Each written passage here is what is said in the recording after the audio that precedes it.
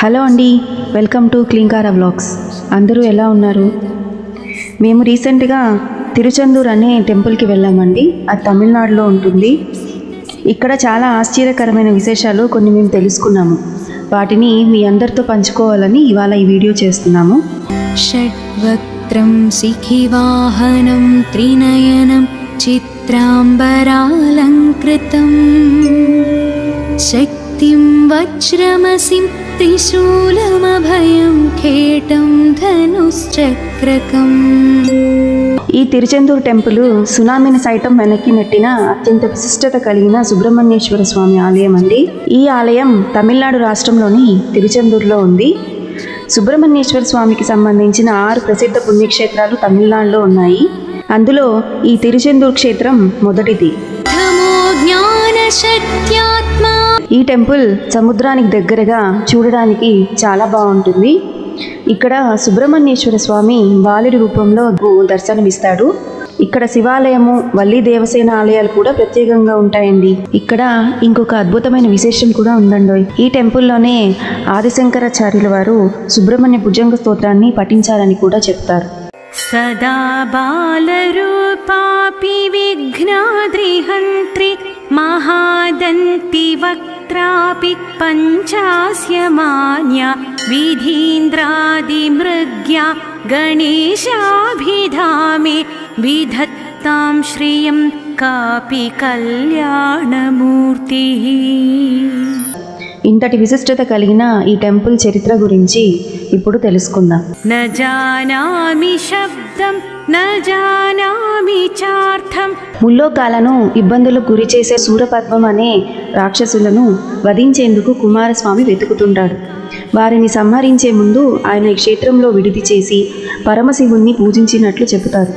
కుమారస్వామి తారకాసురుణ్ణి వధించిన తరువాత శూరపద్మం అనే రాక్షసుడు ఈ క్షేత్రంలోనే ఒక మర్రి చెట్టు రూపంలో దాక్కుంటాడు. దీంతో కుమారస్వామి తన ఆయుధంతో ఆ మర్రి చెట్టును 2 ముక్కలు చేసి ఆ రాక్షసుణ్ణి సంహరిస్తాడు. చివరి క్షణాల్లో ఈ అసురుడి కోరిక మేరకు మర్రి చెట్టు 2 భాగాల నుండి ఏర్పడిన నెమలిని, కోడిని సుబ్రహ్మణ్యేశ్వర స్వామి తన వాహనాలుగా స్వీకరిస్తాడని చెప్తారు. అనంతరం భక్తులను అనుగ్రహించేందుకు ఆయన ఇక్కడే కొలువైనట్లు కూడా చెప్తారు. కథామానవామి భవాంభోధిపారం గతస్తే తదైవ.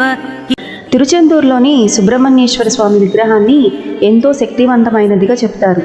దీనికి సంబంధించి అనేక సంఘటనలు ప్రచారంలో ఉన్నాయి. 1646, 1648 మధ్య తిరుచెందూర్ మురుగనాలయాన్ని డచ్ ఈస్ట్ ఇండియా కంపెనీ వారు ఆక్రమించారు. పోర్చుగీసులతో యుద్ధం సమయంలో ఈ ఆలయంలోనే వారంతా ఆశ్రయం పొందారు. స్థానికులు వీరిని ఖాళీ చేయించేందుకు ఎంత ప్రయత్నించినా సాధ్యపడలేదు. రోజురోజుకు పెరుగుతున్న ఒత్తిడితో డచ్ వారు ఆలయంలోని సంపదలతో పాటు ప్రధాన విగ్రహాన్ని అపహరించి తమ వెంట తీసుకువెళ్ళిపోయారు. విగ్రహంతో కలిసి సముద్ర మార్గం గుండా వెళ్తున్న సమయంలో పెద్ద తుఫాను ఏర్పడి వారిని భయభ్రాంతులకు గురి చేస్తుంది. ఇదంతా ఆ విగ్రహం వల్లనే అని భావించి వారు ఆ విగ్రహాన్ని సముద్రంలోనే వదిలివేస్తారు. దీంతో తుఫాను ప్రభావం తగ్గుతుంది. కొద్ది రోజుల తరువాత వాడ మలయప్పన్ పిళ్ళై అనే భక్తుడికి సుబ్రహ్మణ్యేశ్వర స్వామి కలలో కనిపించి తనను సముద్రం నుంచి బయటకు తీయాలని చెబుతాడు. సముద్రంలో గరుడ పక్షి సంచరించే ప్రదేశంలో ఒక నిమ్మకాయ తేలుతూ ఉంటుందని, దాని అడుగు భాగంలో విగ్రహం వెతకమని అదృశ్యమవుతాడు. అలాగే సముద్రంలో వెతకగా విగ్రహం బయటపడుతుంది. దీంతో దానిని మరలా ఆలయంలో ప్రతిష్ఠ చేస్తారు. ఇదంతా మనకు ఆలయంలో పెయింటింగ్ల రూపంలో కనిపిస్తుంది. ఇప్పుడు మేము మీకు ఇక్కడ చూపించే పెయింటింగ్స్ కూడా అవే అండి. సుబ్రహ్మణ్యేశ్వర స్వామి విగ్రహాన్ని బయటకు తీసి ప్రతిష్ఠ చేసిన తరువాత తిరువాయిదురై మఠంలో నివసించే దేశికామూర్తికి స్వామి కలలో కనిపించాడట. తనకు 9 అంతస్తుల రాజగోపురం నిర్మించాలని చెప్పాడట. పేదవాడైన దేశికామూర్తి ఆలయ నిర్మాణం ఎలా చేపట్టాలని అనుకుంటూ రోజు కూలీలకు స్వామివారి విభూతిని పంచేవాడట.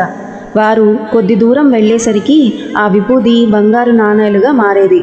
ఇది తెలుసుకొని ప్రజలందరూ తమంతట తానే ఆలయ నిర్మాణంలో పాలు పంచుకుని గోపుర నిర్మాణాన్ని పూర్తి చేసినట్లు కూడా చెప్తారు. అప్పటి నుంచి స్వామి విభూతిని ఎంతో మహిమాన్వితమైనదిగా భక్తులు భావిస్తారు. భజే లోకపాలం దీనిని నుదుట ధరించడం, ఇంట్లో ఉంచుకోవడం వలన ఆపదలు, అనారోగ్యాలు దూరం అవుతాయని నమ్ముతారు. ఇప్పుడు నేను మొదట్లో చెప్పిన విధంగా ఈ గుడి సునామీని సైతం వెనక్కి నెట్టిందని చెప్పాను కదండి. మనందరికీ తెలుసు కదండి, 2004లో డిసెంబర్ 26న తమిళనాడులో చాలా పెద్ద సునామీ వచ్చింది. సముద్ర తీరానికి కొన్ని మైళ్ళ వరకు చాలా ప్రదేశాలు తుడిచిపెట్టుకుపోయాయి.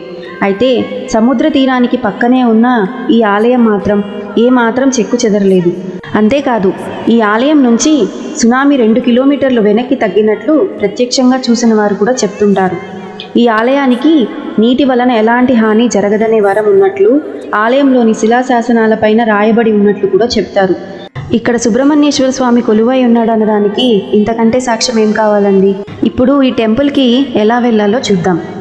రాజతే తేధిరూఢా ఇతీవ బ్రువన్ గంధశైలాధి. చెన్నై నుంచి వెళ్ళే వాళ్ళైతే సాయంత్రం 4:10కి చెన్నై ఎగ్మోర్ నుంచి ఒక ట్రైన్ ఉంటుందండి. ఆ ఒక్క ట్రైనే ఉంటుంది తిరుచెందూర్కి. దాన్ని ఎక్కితే పక్క రోజు పొద్దున 6-10 గంటలకంతా తిరుచెందూర్ చేరుకుంటాము. ఫ్లైట్లో రావాలనుకునే వాళ్ళు తిరుచెందూర్ నుంచి 40 కిలోమీటర్ దూరంలో తూతుకూడి ఎయిర్పోర్ట్ ఉందండి. అక్కడ దిగి బై రోడ్ మళ్ళీ తూతుకూడి నుంచి బై రోడ్ రావచ్చు ఇక్కడికి. ఆమె విధత్తాం శ్రియం కా. ఇప్పుడు ఈ టెంపుల్ టైమింగ్స్ గురించి తెలుసుకుందామండి. ఈ టెంపుల్ పొద్దున్న 6 గంటల నుంచి మధ్యాహ్నం 12 గంటల వరకు, సాయంత్రం 4 నుంచి రాత్రి 9 వరకు ఓపెన్లో ఉంటుందండి. ఇక్కడ ఫ్రీ దర్శనము, 100 రూపీస్ దర్శనము అండ్ సీనియర్ సిటిజన్ దర్శనం కూడా ఉంటుంది.